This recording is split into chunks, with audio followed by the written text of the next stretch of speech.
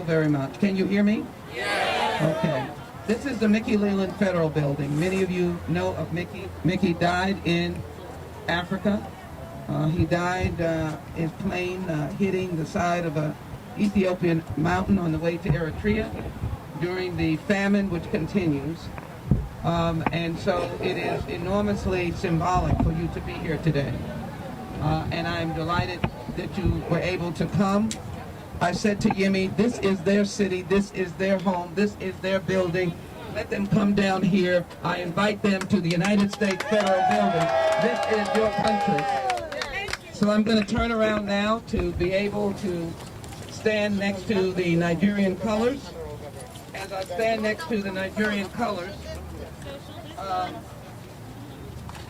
I had on, many of you heard of the civil rights icon, in addition to Martin Luther King, John Lewis, who died, who said, get in trouble, good trouble, necessary trouble.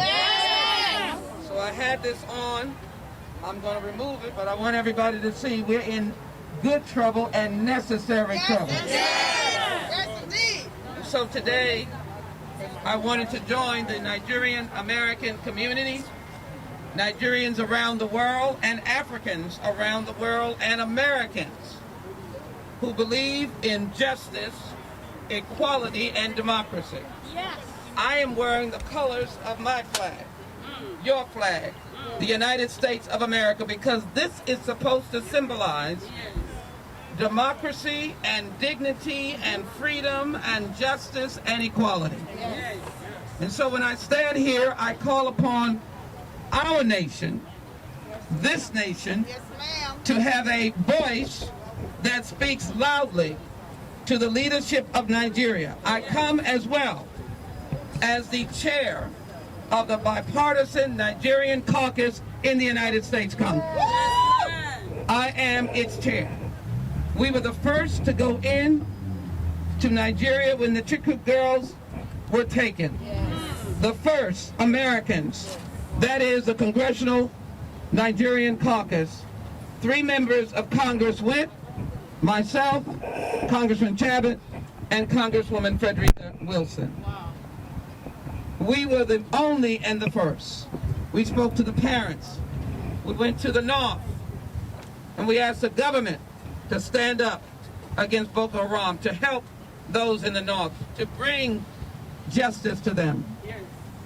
So I am a friend of Nigeria, but being a friend does not diminish the right to tell the truth. That's right. Come on. And so I come here today as a truth teller, to be able to say that Nigeria, now the largest nation on the continent, the country with the population and the intellect and the resources to be a powerhouse, not only on the continent of Africa, but around the world. That's right.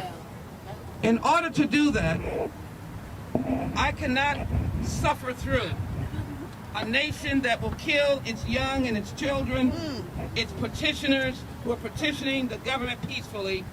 I can hear the shots of the military shooting the people in the street. I cannot suffer that. And it is important that you petition your government, this government, to be able to stand up. And so we have now asked the Secretary of State, Pompeo, to stand in opposition right now to the actions going on in Nigeria.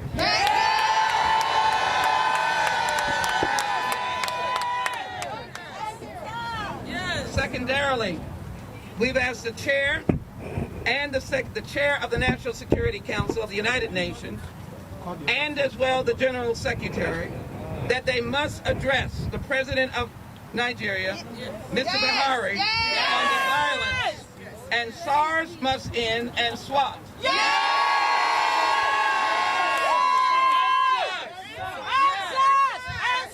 I want a law-abiding country. That's right. I believe that law and order is important, as it is here. And many of you know that we've suffered some tragic losses in the last days. Yes, ma'am.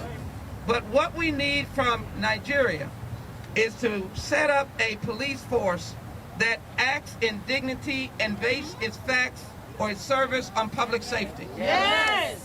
We must pay them. We must provide for their families in Nigeria. We must give them a decent income. Yes. We must recruit those who have come to do good. Yes. We must not force them to do evil or to do bad. And we cannot take out groups like the LGBTQ community and target them and target young and target people who are simply trying to end police brutality. They've been killing us for years. The community. I am in exile. I am not an immigrant. My mother died. I couldn't go home. I could not go home. We hear her pain. We hear her pain. We hear your pain, my sister.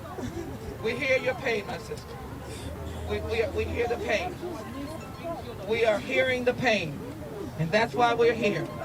I do not reject your pain. But we must act on that pain. Right. We want no group to be denigrated, and let me say it so she can hear me.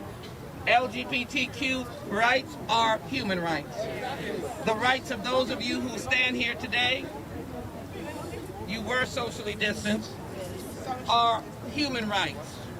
The rights of elders are human rights. The rights of the Tikku girls are human rights. The rights of women are human rights. The rights of different tribal associations and affiliations are human rights. And so on behalf of this community, I wanted them to come to a place that is their place. It is the federal government symbol for the United States of America, the United States Mickey Leland Federal Building. And I wear the colors of our red, white, and blue because that flag is to stand around the world for what is right, what is humane, what is decent, what is orderly, what is democracy, what is just, what is equality. That's right, ma'am. And we will continue to press the present government of the United States to take a very important step in asking and demanding that Nigeria recognize that the world is watching. The United States Congress is watching. And this violence, senseless violence by people who are wearing the uniform in Nigeria must stop. It must stop. The bloodshed cannot continue. And so I look directly and say, the leadership of the Nigerian government, if you hear my voice, we are demanding an immediate cease and desist of the murder in the street of innocent persons. We will work with you. We will work to find a solution.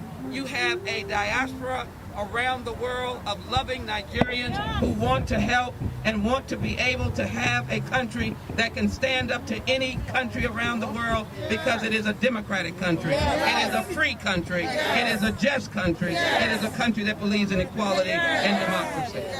So I thank you so very much for coming to your place, your symbol of this nation, a free nation, and we in this country, we fight for justice as well. It is not a situation where it is free for us. And so as we fight to pass the George Floyd Justice and Policing Act, as we fight to repass the Voting Rights Act, as we fight to vote, if I end on any note, those of you who can cast a vote, that vote is your power, and when you vote, it will be Nigerian-Americans demanding that the government responds. And on behalf of Vice President Biden,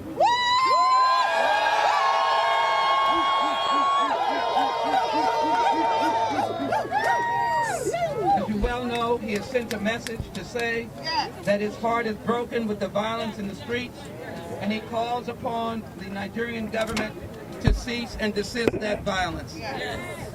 That is a powerful statement, and it is an example of the kind of compassionate individual he is and the kind of government that we hope to see.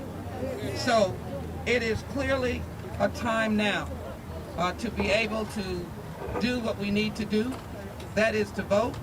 and to ensure that our voices are heard. Yes. Thank you for being here, and I thank you for your green and white, which I want to be symbol of all of you. Yes. And I want all of you to be seen. All of you, as I said, I know you're socially distanced, but we are grateful for what you are standing for. And I want it to be said very clearly. This is a peaceful protest, Yes. which is what happens in America. That's right. And no one should be denied the right Yes. to petition their government peacefully. And they have come to this place. Yes. They have come to this ground. Yes. They have come to this building, Yes. named after the Honorable Mickey Leland, Yes. who sacrificed his life because he knew that the diaspora was better when we are together, like Yes. the fingers on the hand. Yes. We are strong. Yes. And so we are celebrating with all of those of the African diaspora in this country and around the world. Yes. We are calling for peace, and we're calling for it now. We're calling for justice, Yes. and we're calling for it now. Yes. Thank you all very much.